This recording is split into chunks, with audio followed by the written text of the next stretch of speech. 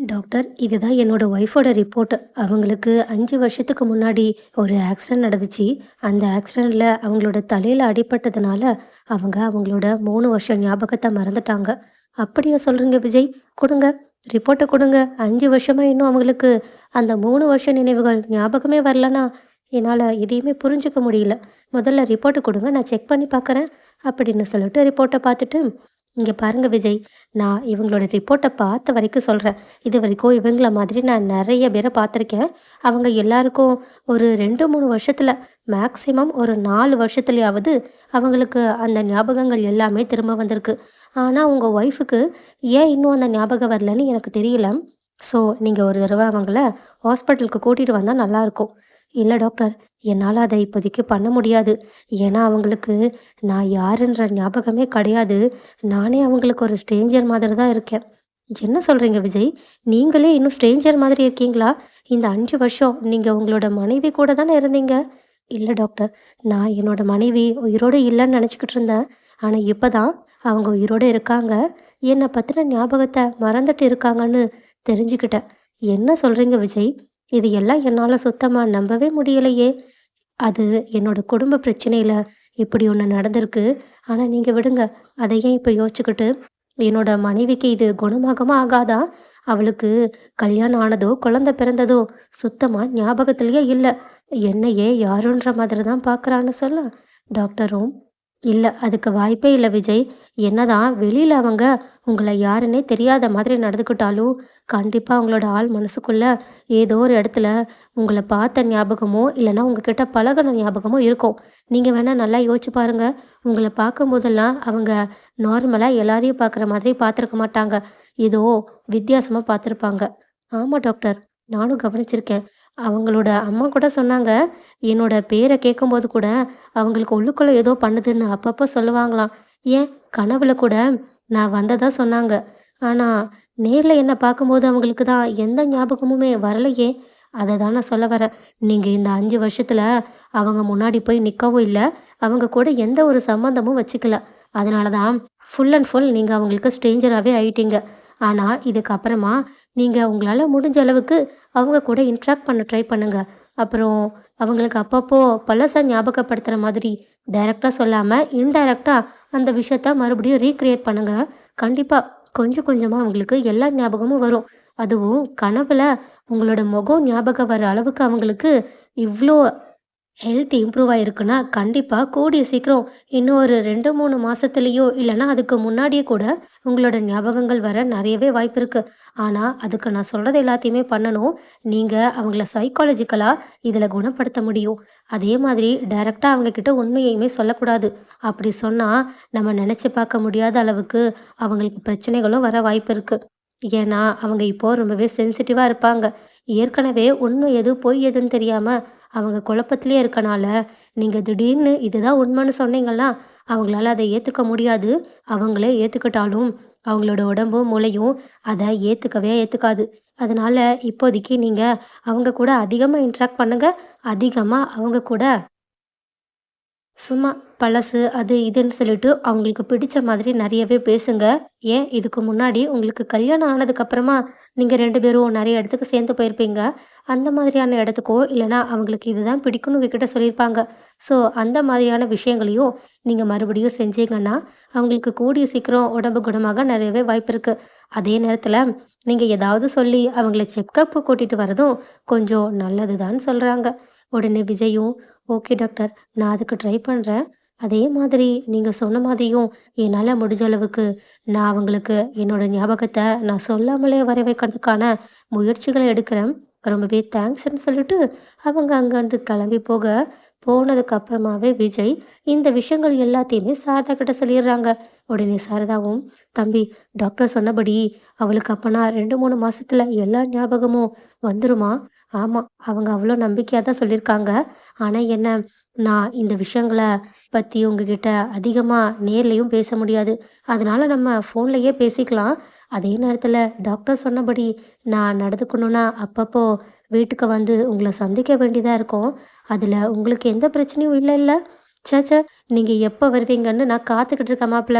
இது உங்க வீடு. நீங்க எப்பனாலும் வாங்கன்னு சொல்லிட்டு, ஃபோன வச்சுட்டு செம்ம ஹாப்பியோட என் பொண்ணோட வாழ்க்கை முழுசா சரியாக போகுதுன்னு அவங்க நிம்மதியோட உட்காந்துருக்க, உடனே காவேரியும், "என்னம்மா என்ன? உன் முகத்துல என்னைக்கும் இல்லாத மாதிரி இன்னைக்கு ரொம்பவே சந்தோஷம் தெரியுது. என்ன அக்காவோ இல்லனா யமுனாவோ உனக்கு கால் பண்ணாளா என்ன?" "ச்சே ச்சே அதெல்லாம் ஒண்ணும் இல்லடி. எனக்கு இத்தன வருஷமா உனக்கு ஆக்சிடென்ட் நடந்ததுக்கு அப்புறமா ரொம்பவே கஷ்டமா இருக்கும். உன்னோட வாழ்க்கை என்ன ஆகும்? நீ எனக்கு அப்புறமா என்னோட காலத்துக்கு அப்புறமா என்ன ஆவேன்னு யோசிச்சு யோசிச்சு பார்த்தேன். எனக்கு ரொம்பவே கஷ்டமா இருக்கும். மண்டை குழப்பமா இருக்கும். ஆனா இப்போ நான் அந்த கவலை எதுவுமே இல்லாம நிம்மதியா இருக்கேன்டி." காவேரி உடனே, "என்னம்மா, என்ன பொண்ணு பார்க்க வந்த மாப்பிள கிட்ட நான் கல்யாணம் பண்ணிக்கிறேன்னு சொல்லிட்ட போலயே, அந்த அளவுக்கு சந்தோஷத்தோட இருக்க. ச்சே! ச்சீ! வாய கழுவுடி. இதுக்கப்புறமா நான் உனக்கு நீ ஆசைப்பட்டபடியே எந்த ஒரு மாப்பிள்ளையையும் பார்க்க மாட்டேன். நீ உனக்கு எப்படி வாழணுமோ அப்படி இரு. எனக்கு அது போதும். நீ சந்தோஷமா இருந்தா அதுவே எனக்கு போதும்டி. நான் இப்ப கூட சந்தோஷமா கண்ண மூடிருவேன்னு" சொல்ல, "அம்மா அம்மா என்னம்மா பேசிக்கிட்டு இருக்க? நீ ரொம்பவே ஏதோ முட்டாள்தனமா பேசிக்கிட்டு இருக்க மாரி தெரியுது.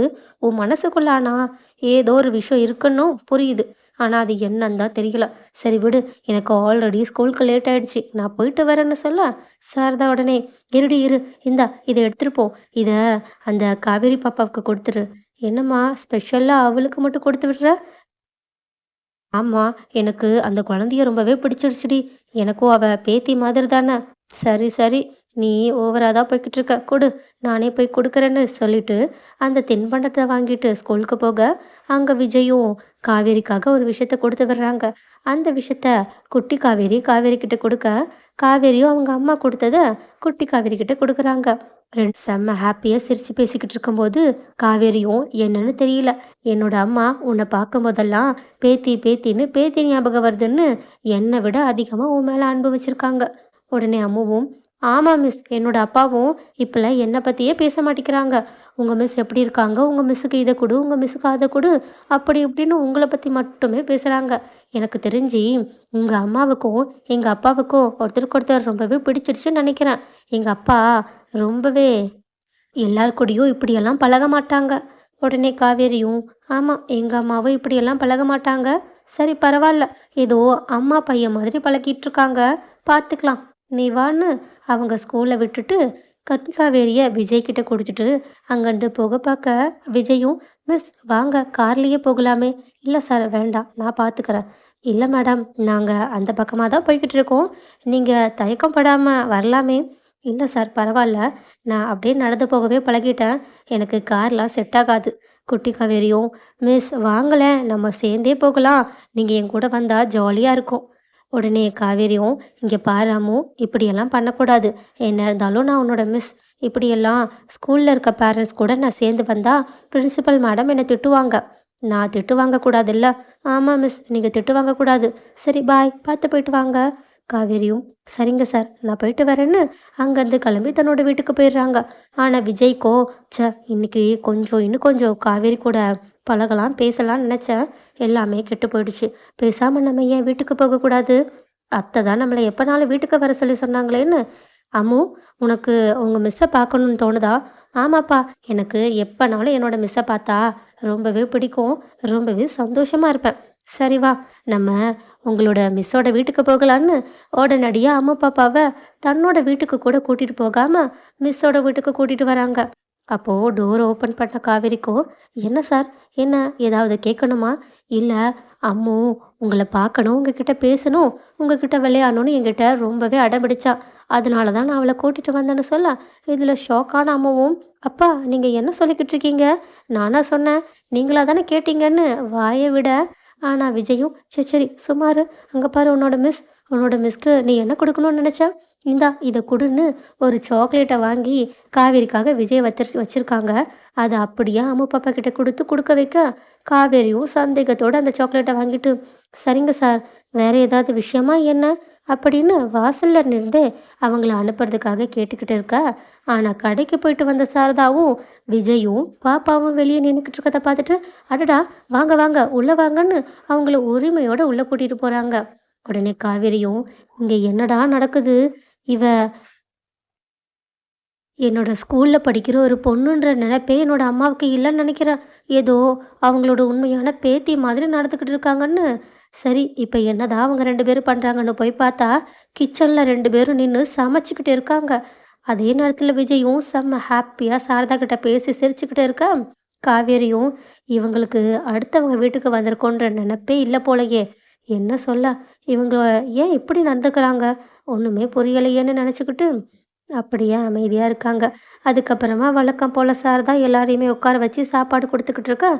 காவேரி அங்க இருக்கிற ஞாபகமே இல்லாம விஜயும், "நீங்க செய்ற சமையலோட டேஸ்ட்டு அப்பவும் சரி, இப்பவும் சரி ஒரே மாதிரி இருக்கு. மாறவே இல்ல. உங்க கைப்பக்குவம் அடி தூள்" அப்படின்னு சொல்ல காவேரியும், "என்ன ஏற்கனவே இவங்க கையால சாப்பிட்ட மாதிரி பேசிக்கிட்டு இருக்கீங்க? எனக்கு ஒண்ணுமே புரியல. அம்மா நீ உண்மைய சொல்லு. இவங்கள நமக்கு ஏற்கனவே தெரியுமா? நீங்களும் இவங்களும் பேசுறதெல்லாம் பார்த்தா, ஏதோ ரொம்ப நாள் பழக்கப்பட்டவங்க பேசுற மாதிரியே பேசுறீங்க. உண்மைய சொல்லுங்க. இவங்க நமக்கு யாருன்னு கேட்குறாங்க."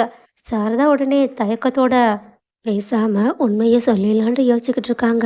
ஆனா விஜயும், "இல்ல, இல்ல. நான் ஏற்கனவே இவங்க கையால சாப்பிட்டுட்டு போனேன்ல.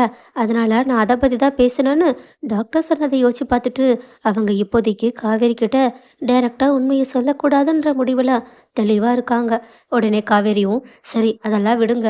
நீங்க இப்படி உரிமையா அப்பப்போ இங்க வந்து சாப்பிடலாம் செய்றீங்க. இப்போ நீங்க இன்னைக்கு எந்த ரீசனுக்காக வந்தீங்க? அத முதல்ல சொல்லுங்க பார்க்கலாம்." "இல்ல, நீங்க அம்முவ நல்லபடியா பார்த்துக்கிட்டீங்கல்ல?" "ஆமா. அதுக்கு என்ன இப்போ? அதுக்கு தான் நீங்க நேத்தே வந்து தேங்க்ஸ் சொல்லிட்டீங்கல்ல. அப்புறம் எதுக்காக சார் அப்பப்போ வீட்டுக்கு வந்துக்கிட்டே டிஸ்டர்ப் பண்ணிக்கிட்டே இருக்கீங்க?" "இல்ல மிஸ். இந்த மாதிரி உங்க வீட்டுக்கு வந்து நான் சாப்பிட்டுட்டு போயிருக்கேன். அதனால நான் உங்கள டின்னருக்கு இன்வைட் பண்ணலான்னு தான் வந்தேன்.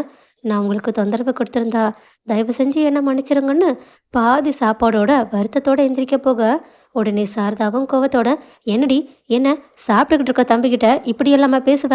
அந்த தம்பி தான் நம்மள சாப்பாடுக்கு கூப்பிடுறதுக்காக வந்திருக்குன்னு சொல்லியிருக்கல்ல. தம்பி நீங்க உட்காருங்க. உட்கார்ந்து சாப்பிடுங்க. இப்ப என்ன டின்னருக்காக உங்க வீட்டுக்கு வரணும். தாராளமா நாங்க வரோம். நீங்க முதல்ல உட்கார்ந்து சாப்பிடுங்க.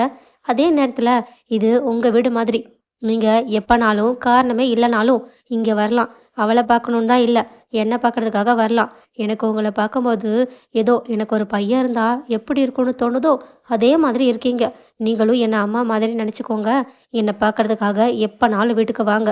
சரியா? யாரோட அனுமதியும் தேவையில்லன்னு" அப்படியே காவேரியோட மூஞ்சில அடிச்ச மாதிரி சொல்ல, காவேரியும் சாரதா சொன்னத கேட்டுட்டு அப்படியே சைலண்ட் ஆயிடுறாங்க. அதுக்கப்புறமா விஜய்க்கு எதிரா ஒரு கேள்வி கூட கேட்கலன்னா பார்த்துக்கோங்களேன்.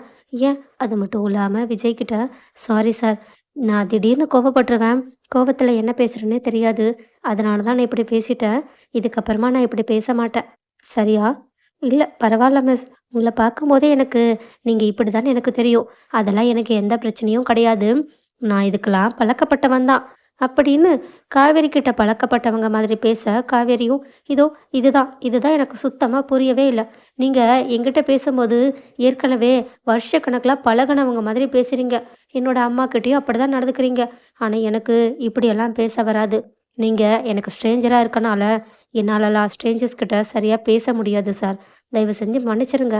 நீங்களும் இப்படி பேசுறது எனக்கு அன்கம்ஃபர்டபுளா இருக்கு. ஆனா இத நான் சொல்றதுக்காக நீங்க வருத்தப்படணுன்ற அவசியம் கிடையாது. போக போக நான் பழகிக்கிறேன். அவ்வளோதான். அத மட்டும் தான் நான் உங்ககிட்ட சொல்ல வரேன்னு" அவங்க அங்கருந்து போக, அப்போ அப்போ காவேரி இப்படி சொன்னத கேட்ட விஜயும் ரொம்பவே வருத்தத்தோட கண் கலங்கி நின்னுக்கிட்டு இருக்காங்க.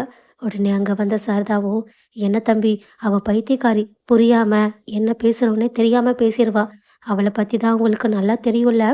அவ சொல்றதெல்லாம் யோசிச்சு பார்த்துட்டு நீங்க வருத்தப்படாதீங்க. அதான் டாக்டர் இன்னும் 2, 3 மாசத்துல அவளுக்கு எல்லா ஞாபகமும் வந்துரும்னு சொல்லியிருக்காங்கல்ல.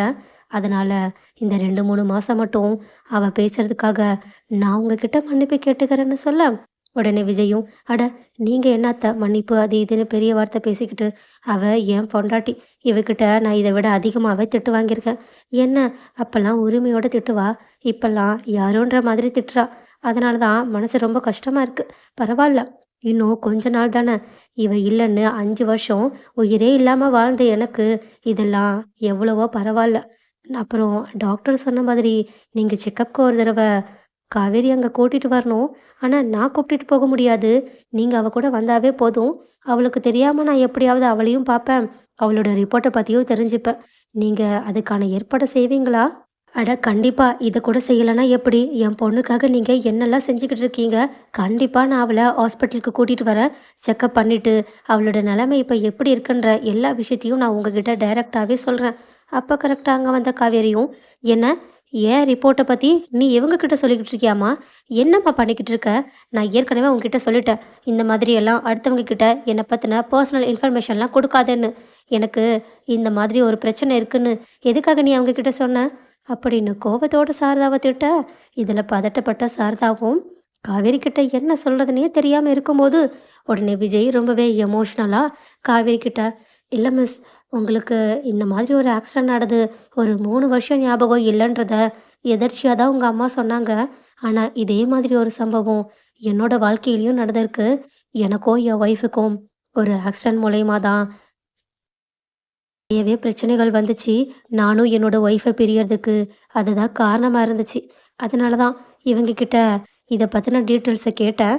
உங்களுக்கு இருக்கிற பிரச்சனைய பத்தியும் நான் தெரிஞ்சுக்கிட்டேன். எனக்கு ஏற்கனவே இதில ஸ்பெஷாலிட்டியா இருக்கிற ஒரு டாக்டர தெரியும். அதனால தான் அவங்க கிட்ட சும்மா உங்களோட ரிப்போர்ட்ட காட்டி, நீங்க ஒரு தடவ செக்கப் பண்ணிக்கிட்டா போதும்.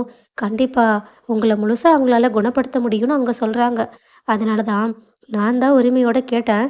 நான் ஏதாவது தப்பா சொல்லியிருந்தா என்ன மன்னிச்சிருங்க. ஏன்னா மறுபடியும் என்னால ஒரு இழப்ப தாங்க முடியாதுன்னு சொல்ல, இத கேட்டுட்டு காவேரியும் மனசுக்குள்ள, ச்சே! அப்பன்னா அந்த ஆக்சிடென்ட்ல தான் அம்மு அவளோட அம்மாவ இழந்திருக்கா போலயே! நான் வேற இந்த விஷயத்த இவங்களுக்கு ஞாபகப்படுத்துற மாதிரி இப்படி பேசிட்டேனே! சரி, நம்ம பண்ணது தப்பு தான். அதுக்கு பிராயச்சித்தமா அவங்க கேட்டதையே நம்ம செஞ்சிடலான்னு சொல்லிட்டு, விஜய் கிட்ட, "சாரி சார். உங்களோட நிலைமை என்னன்னு புரியாம நான் உங்கள ஹர்ட் பண்ணிட்டேன். சரி, இப்ப என்ன செக்கப்க்கு தானம்மா போகணும். போலாம். நம்ம 3 பேரும் சேர்ந்தே போகலாம். போதுமா? ஆனா இதுக்கு மேல எனக்கு தெரியாம நீ எதுவுமே பண்ணக்கூடாதும்மா. அவ்வளோதான் சொல்லிட்டேன்னு அங்கருந்து கிளம்பி போறாங்க. இந்த விஷயத்த கேட்டுட்டு விஜய்க்கோ சந்தோஷம் தாங்கவே முடியல. எல்லாத்துக்கும் மேல சாரதாவும் கொஞ்சம் கொஞ்சமா காவேரியோட மனச மாறத புரிஞ்சுக்க ஆரம்பிச்சிருக்காங்க. ஸோ கைஸ், ஒரு வழியா விஜய் ஆசைப்பட்டபடியே டாக்டர் மூலியமா காவேரியோட எல்லா பிரச்சனையும் குணமாகறது மட்டும் இல்லாம, விஜய் மேல காவேரிக்கு இருக்கிற சென்டிமெண்ட்டே போதும் இவங்க 2 பேரும் சேர்றதுக்குன்னு யாரெல்லாம் நினைக்கிறீங்க?